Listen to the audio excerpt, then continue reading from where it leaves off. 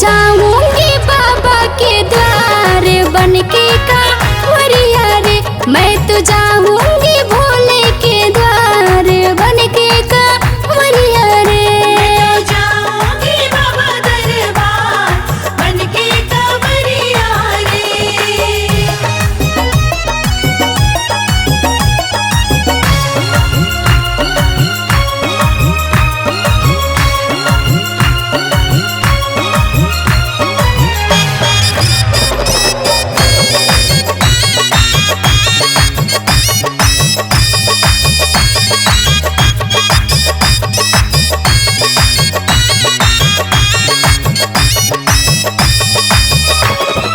गंगा में जाऊंगी जल भर के लाऊंगी। हरे शिव बोल के बाबा के ऊपर चढ़ाऊंगी। गंगा में जाऊंगी जल भर के लाऊंगी। हरे शिव बोल के बाबा के ऊपर चढ़ाऊंगी। जहाँ नाचे कांवरिया छमा छम बनके बावरिया रे।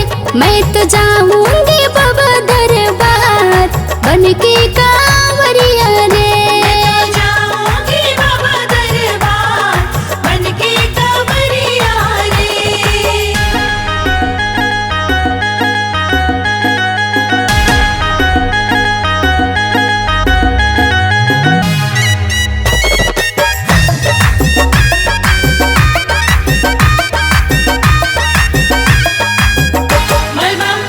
बोल बम बगिया में जाऊंगी फूल तोड़ के लाऊंगी। हरे शिव बोल के शिव जी के ऊपर चढ़ाऊंगी। बगिया में जाऊंगी फूल तोड़ के लाऊंगी। हरे शिव बोल के शिव जी के ऊपर चढ़ाऊंगी। बरस सावन के रिमझिम फुहार शिव के नागरिया रे। मैं तो जाऊंगी भोला दरबार बनके कांवरिया रे।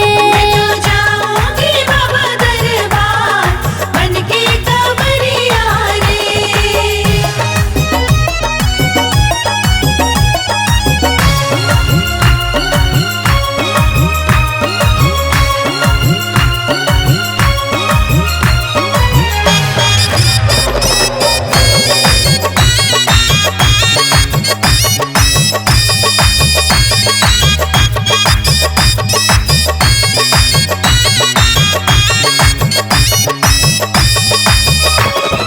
देवघर जाऊंगी कांवर उठाऊंगी। गिरुआ के साड़ी पहिर के डीजे पर ठुमका लगाऊंगी। देवघर जाऊंगी कांवर उठाऊंगी। गिरुआ के साड़ी पहिर के डीजे पर ठुमका लगाऊंगी। भोला दर्शन दे है हमारे तरसे नजरिया रे।